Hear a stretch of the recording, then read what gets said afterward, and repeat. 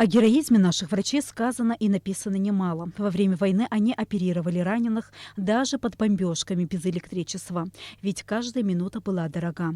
И сейчас во время пандемии коронавируса на передовой вновь оказались врачи – фельдшеры, хирурги, медсестры, санитары, водители скорой помощи.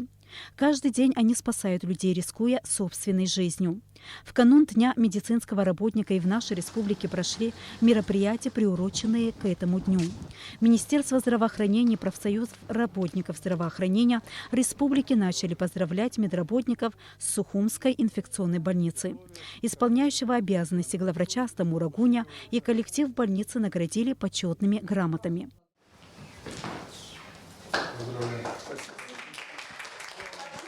Хотел бы поздравить вас с предстоящим праздничком Днем медицинского работника, пожелать вам крепкого здоровья, сил, удачи, успехов.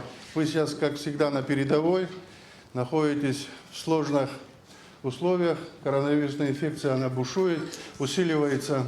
Еще раз хочу вас всех поздравить с предстоящим праздничком. Здоровья, успехов, благополучия.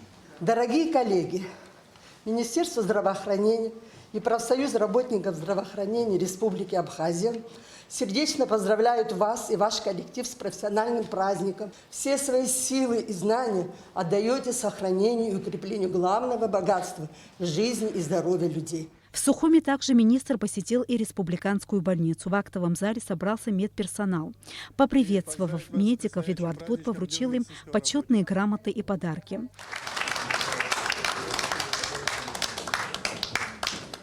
Далее министр направился в городскую поликлинику Нового Афона. Представители министерства здесь уже ждали. На сегодняшний день в поликлинике работает более 40 человек. Министр здравоохранения поблагодарил их за многолетний труд и вручил почетные грамоты и памятные подарки. Галина Чалма – стоматолог поликлиники более чем с 30-летним стажем. Во время войны в госпитале тоже находилась. Ну, что надо сказать, что коллектив у нас очень дружный, сплоченный. Все мы друг за друга стоим. Большая нагрузка у нас приходится на скорую помощь, потому что практически скорая помощь сутками работает. И все вызова, то, что касается Нового Афона, отдыхающих, всех они обслуживают и очень достойно. Гудаутская ЦРБ. С самого начала пандемии именно сюда поступили первые пациенты с подтвержденным диагнозом COVID-19. Здесь лечатся самые тяжелые больные из всех районов республики. Для многих врачей стены больницы стали родным домом, ведь они здесь находятся сутками. Врач-терапевт Ольга Хусни с самого первого дня пандемии на передовой. Мы как-то все консолидировались, потому что пандемия – это, в общем-то, война. Война с врагом, которого мы еще пока не можем оценить, потому что он мутирует, он проявляет себя разными способами. И сейчас самое время врачам разбираться, лечить.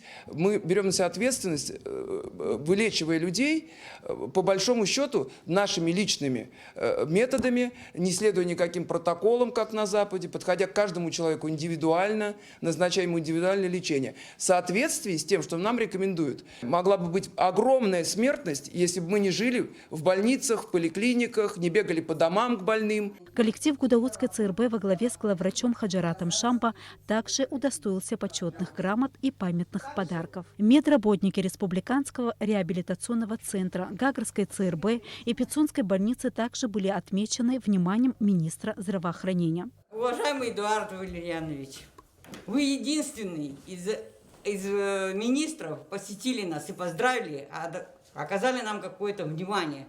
Большое вам спасибо за мои 60 лет работы в этой больнице. На базе Гагарской ЦРБ проходят лечение ковид-больные.